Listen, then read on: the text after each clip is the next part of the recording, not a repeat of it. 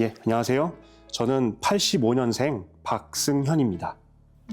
안녕하세요. 저는 87년생 김현주입니다. 저희는 크리스천 메이트 소개를 만나서 결혼하게 되었고 21년 5월 30일에 첫 소개팅을 하고 21년 12월 11일에 결혼식을 올렸습니다.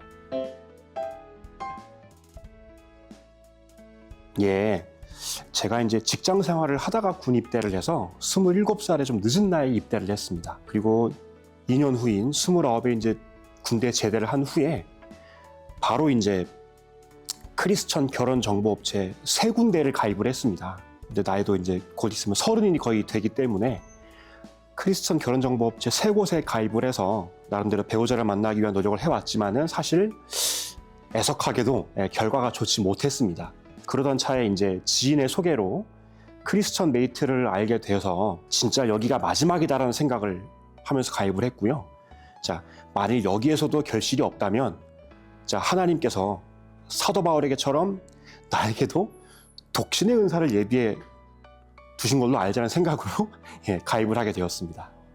네, 저는 이전에 교회에 다니면 집사님이나 권사님들이 결혼해야지 이렇게 말씀을 하시면 아, 네, 해야죠 이렇게 대답은 해왔는데 어느 순간 제가 진짜로 결혼을 하고 싶더라고요. 그래서 그때부터 좀 하나님 앞에 솔직해지기 시작하면서 하나님 저 결혼시켜주세요 이런 때를 쓰기 시작을 했어요. 그러면서 아, 어떻게 만남을 좀 가질 수 있을까 고민을 하다가 이제 나이가 있으니까 소개해주는 사람도 줄고 뭔가 제가 찾아서 하려니까 또 쉽지는 않더라고요. 네, 그런데 이제 제 친한 친구가 마침 이거를 하고 있었고 크리스찬 메이트를 하고 있었고 만나서 이야기하는 중에 이거 진짜 괜찮다. 그때 당시에 이제 제가 일도 하고 있었고 사역도 하고 있었고 그러면서 이제 굉장히 바쁜 시간을 보내고 있었기 때문에 이 중간에서 누군가가 이렇게 주선을 또 해주고 장소도 이렇게 몇 군데 정해서 알려주고 또 시간도 정해서 이제 제가 선택만 할 수 있게끔 알려주고 하니까 이 바쁜 일상을 사는 저한테는 너무 좋은 기회라는 생각이 들었어요. 그래서 주저없이 저는 바로 시작을 하게 됐습니다.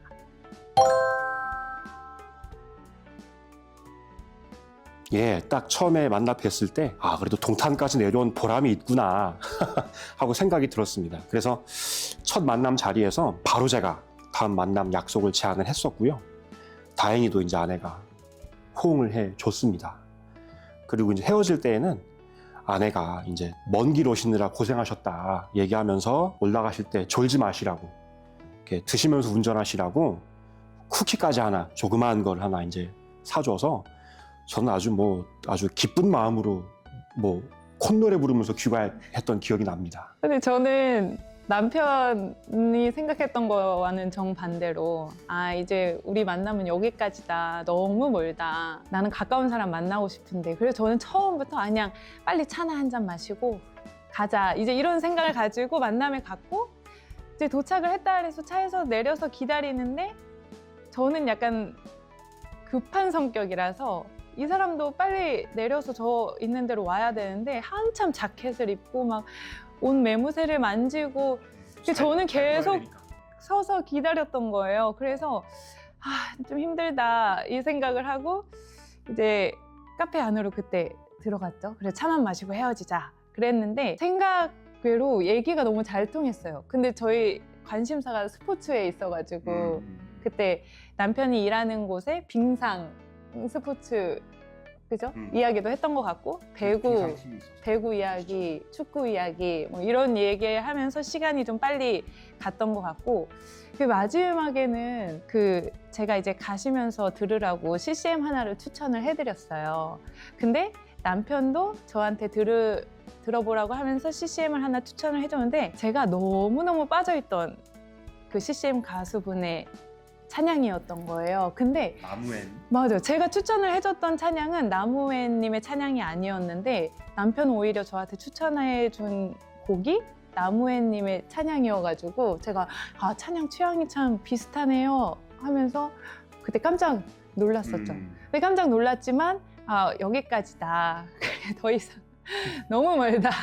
그래서 쿠키를 주면서 저는 그냥 조심히 가셔라 했는데 남편은 그걸 이제 그린라이트로 받아들여서 그쵸. 네. 그랬던 기억이 있습니다. 아내가 이제 고교 졸업을 하자마자 사회생활을 바로 시작을 했습니다. 그 후에 이제 대전에 있는 침례신학대학에 진학을 했는데, 그래서 대학생활 과정에서 이제 하나님께서 그 어떤 교직에 대한 또 마음을 주셔서 교직을 공부하게 하셔서 졸업 후에 또 임용고시에 합격해서 이제 교사가 되었는데요. 그래서 대학 재학 시절에는 주중에는 이제 학교가 있는 대전에서 생활을 하다가 주말에는 이제 본가인 오산으로 올라와서 전도사로 사역을 했었다고 하더라고요. 그리고 이제 임용고시를 준비하는 중에서도 사역을 내려놓지 않고 수험 공부와 전도사 사역을 병행했다는 얘기를 듣고 참 대단하다는 생각이 들더라고요. 네, 저는 남편이랑 이야기를 할 때 제가 중요하게 생각하는 부분이 있었어요.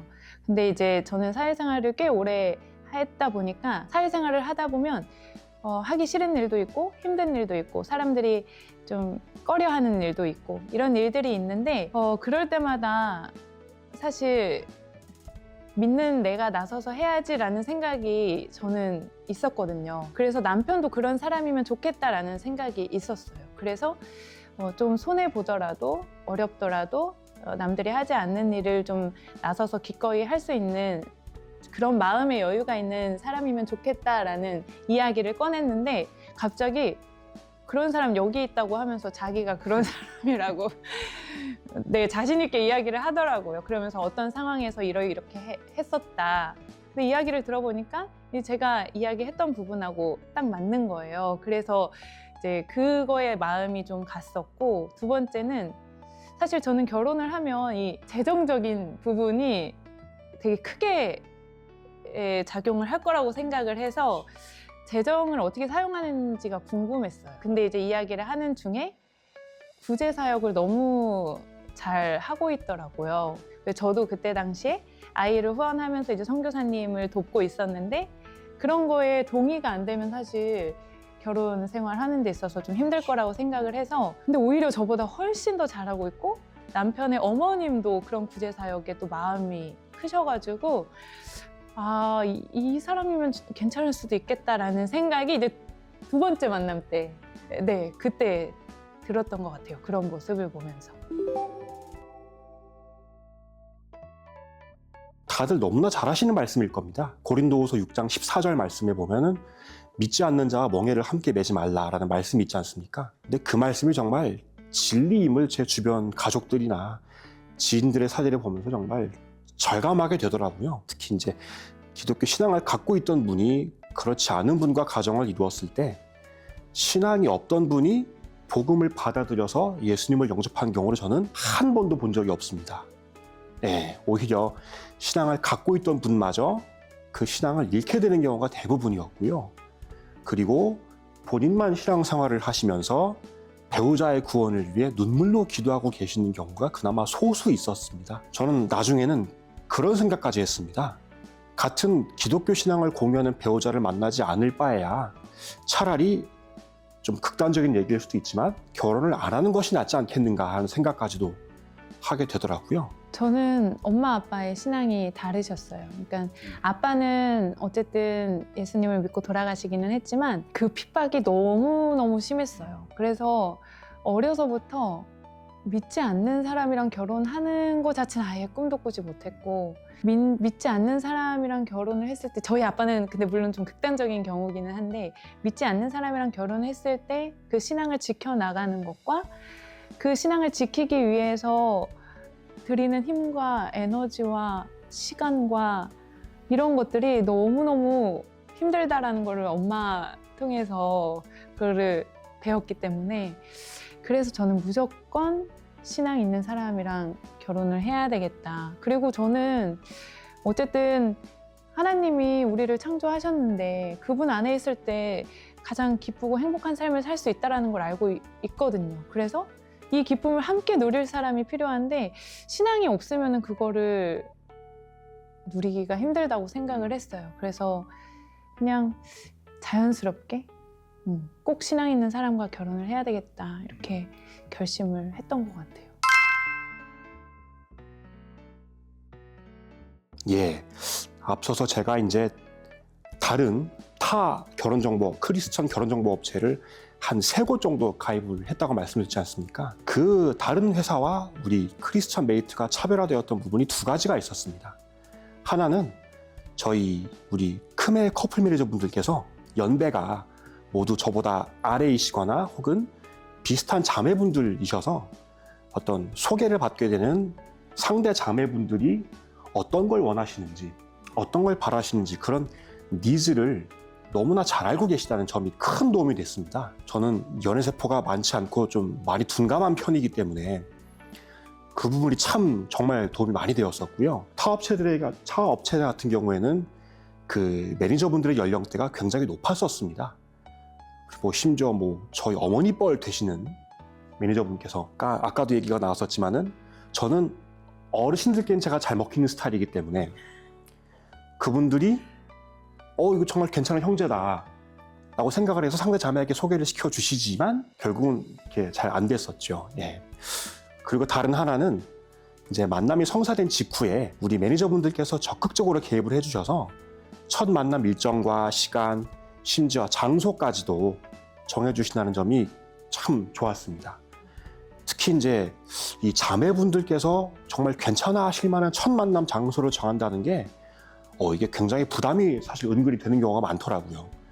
어찌 보면 그 자매분의 저에 대한 첫 인상까지도 결정을 할 수 있는 부분이기 때문에 이런 장소까지 정해주시는 것이 정말 큰 도움이 됐습니다.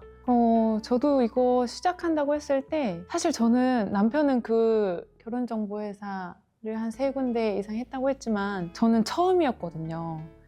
그래서 이 시스템도 잘 몰랐고 어떻게 진행되는지도 몰랐는데 이제 인터뷰를 해야 된다고 하면서 연락이 왔고 원래 이제 만나서도 인터뷰를 하시더라고요. 근데 이제 그때 코로나 때문에 전화로 했었는데 엄청 꼼꼼하게 한 1시간 가까이 했던 것 같아요. 그러면서 물어봐 주시고 또 어떤 배우자를 원하는지에 대해서 그 배우자가 어떤 조건이면 좋겠는지에 대해서 진짜 세세하게 물어봐 주셔서 여기 제대로 된 데가 맞구나 이제 그런 생각을 하면서 신뢰가 갔고 사실 제가 막 소개팅 했을 때 이단이신 분들도 만났어가지고 정말 크리스찬을 신뢰할 수 있는 곳에서 만날 수 있다는 것 자체가 좀 저한테는 안정적이게 느껴졌던 것 같아요. 예전에 우리 왜 카타르 월드컵 때 우리 대표팀이 16강 간 다음에 선수들이 왜 펼쳐 보였던 플래카드 중에 중꺾마라고 있었습니다. 중요한 것은 꺾이지 않는 마음. 그러니까 딱 어떻게 보면은 저의 케이스와 너무도 부합하는 문구가 아닐까 해서 그 말씀을 꼭 드리고 싶습니다. 중꺾마. 그러니까 저도 수많은 시행착오와 거절을 경험하면서 참 자존감도 많이 낮아졌었고 이렇게까지 꼭 되게 결혼을 해야 되는 건가라는 생각도 들더라고요. 그러면서 소위 말하는 현타가 오는 경우가 굉장히 많았었는데 그렇지만 하나님께서 예비하신 나의 반쪽이 어딘가에는 반드시 있을 것이라는 믿음을 갖고 아까도 사도 바울 얘기도 했었지만 하나님께서는 이 사도 바울에게 허락하신 독신의 은사는 여간에서는 우리 현대를 살아가는 우리 크리스천 형제 자매분들하고는 크게 해당이 없는 얘기로 봐도 무방할 듯 싶습니다. 그렇게 독신의 은사를 아무에게나 그렇게 예비하신 게 아니기 때문에 계속 두드리다 보면 하나님의 때에 하나님이 예비하신 배우자를 꼭 만나실 수 있을 겁니다. 이미 크메를 가입하신 분들이나 혹은 가입을 망설이고 계신 분들 계시다면 한번 좀 도전해 보셨으면 좋겠고요. 좋은 결과 있으시기를 기원하겠습니다. 사실 이 크메를 제가 저희 친오빠도 가입을 했거든요. 그리고 제가 이거 추천을 굉장히 많이 하고 있어요. 왜냐면 제가 너무 좋은 남편을 만났기 때문에 제 주변의 친구들 그리고 이제 결혼을 앞두고 그러니까 못하고 있는 사람들 그 사람들에게 추천을 굉장히 많이 하고 있는데 때로는 호감을 표시를 했는데 거절이 될 수도 있잖아요. 근데 그 거절받는 상황에서 사실 자존감이 낮아지기도 하고 상처받기도 하고 그래요. 근데 너무 그러지 않아도 될 것 같아요. 그죠? 하나님이 예비해 두신 사람이 있다고 하잖아요. 정말로 저도 그냥 맨날 들어와서 아 그런가 보다 했는데 제가 만나고 나니까 하나님께서 예비한 사람이 분명히 있더라고요. 이렇게 프로필 읽어보실 때 이렇게 기도하는 마음으로 읽어보시면서 꼭 내 이상형이 아니더라도 호감을 한번 표시해 보시고 사람 대 사람으로 만나서 대화 나눠보고 그러면 더 좋은 결실이 많이 있지 않을까 이런 생각이 듭니다. 네.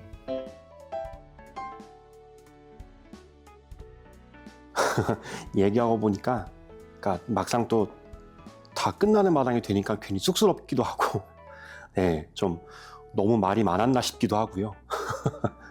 예, 근데 뭐 어떤 식으로든 그런 말씀을 좀 자세하게 드리는 것이 좀 이 영상을 보시는 분들께 또 좀 도움이 되지 않을까 싶어서 조금 그렇게 좀 말이 많았었는데요. 어쨌건 뭐 조금이나마 뭐 저희 부부가 했던 이런 이야기들이 뭐 조금이라도 도움이 되셨으면 좋겠습니다. 하여튼 오늘 여기 뭐 메이크업 해주셨던 분들이나 우리 여기 다른 매니저분들, 우리 스태프들 고생들 정말 많으셨습니다. 네. 저는 이 크리스찬 메이트를 적극 추천합니다. 저는 너무 좋은 남편을 만났고 저희 오빠도 좋은 사람을 만날 거라는 확신이 있고 네, 그래서 많은 분들이 좀 하셨으면 좋겠다라는 생각이 있어요. 그래서 저도 주변에 많이 추천을 하고 있는데 믿는 사람을 만나서 이 믿음의 가정을 꾸린다는 게 정말 복된 일이잖아요. 그래서 촬영한 거 보시고 많이 긍정적으로 생각하셔도 좋을 것 같고 용기를 좀 내시면 저희를 보시고 용기를 내시면 좋겠습니다. 오늘 너무 고생 많으셨습니다. 사랑의 시작은 크리스찬 메이트.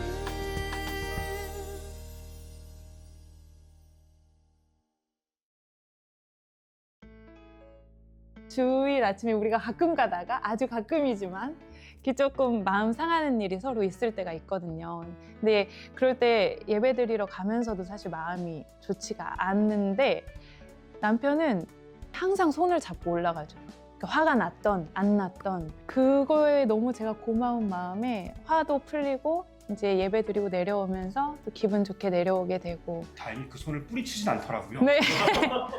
좋으니까요. 와 그냥 내지 않고 잡혀주더라고요. 네, 고마운 마음이 사실 너무 커가지고